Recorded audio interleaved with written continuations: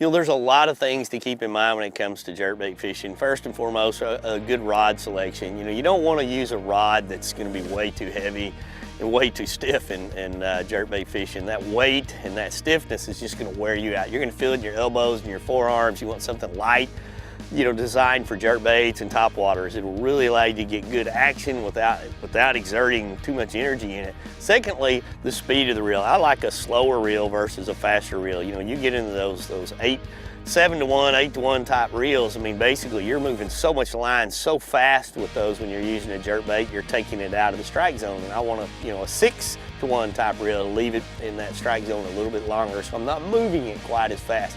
And finally, most people will use fluorocarbon line when it comes to jerkbait fishing in an 8 to 12 pound test range. And normally that's what I do, but I'll tell you on this trip, I actually changed to monofilament.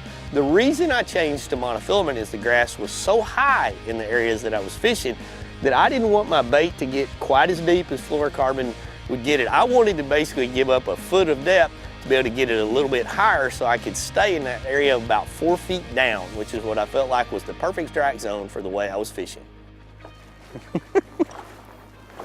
Old clown colored mixed stick.